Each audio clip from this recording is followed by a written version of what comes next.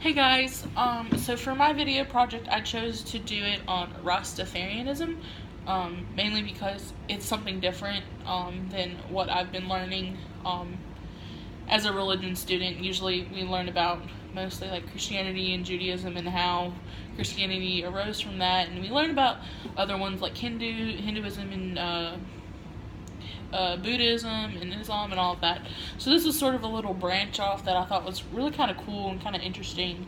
And I'll talk about this later, but how reggae music, which is something that I kind of like to listen to sometimes, emerged from this religious movement. And so it was started sort of in Jamaica when the Spanish colonized it, and then the British came and colonized it, and basically a bunch of white people were coming and telling the Jamaicans what they had to do. They were dominant over them. They hated this. They hated being told what to do and being the lower power. And basically they started sort of this revival movement against this establishment. And usually they use the Bible basically for their strength and their support, saying that that God will deliver them and God will save this people. Sort of like how Islam and Judaism arose because of Abraham, and Christianity as well. Rastafarianism is a branch of Christianity, and we are God's people, and that God will deliver us and He will free us from liberation. And so this religion sort of got kicked off by this guy named Marcus Garvey in 1914 when he organized the Universal Negro Improvement Agency. Basically this was a black pride movement, rights for African Americans, right for these Jamaican people, sort of in protest against the colonialists.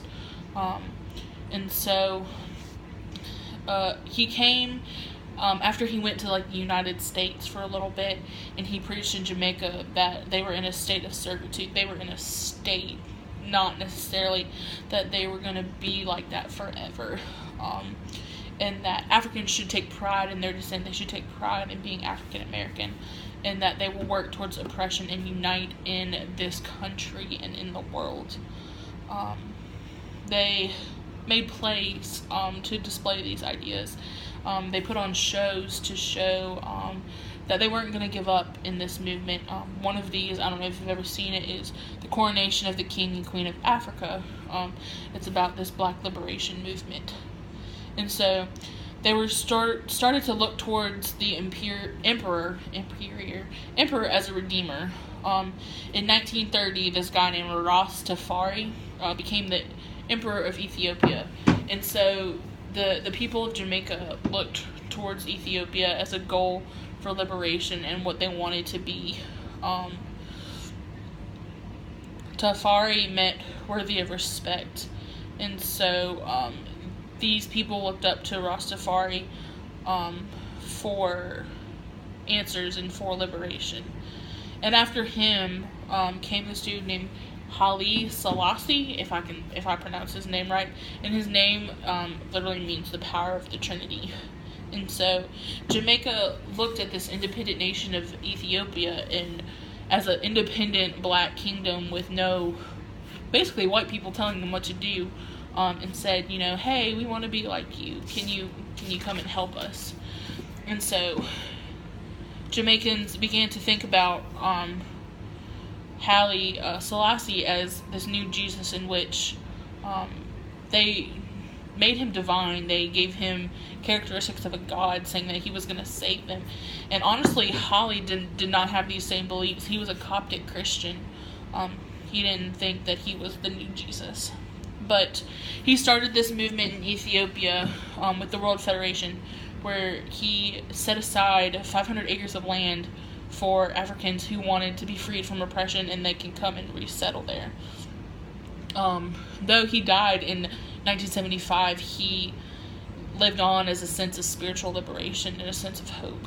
And so this concept of Rastafarianism is not a church. They don't meet on Sundays and worship God. It's a branch of Christianity that is diffused throughout the world.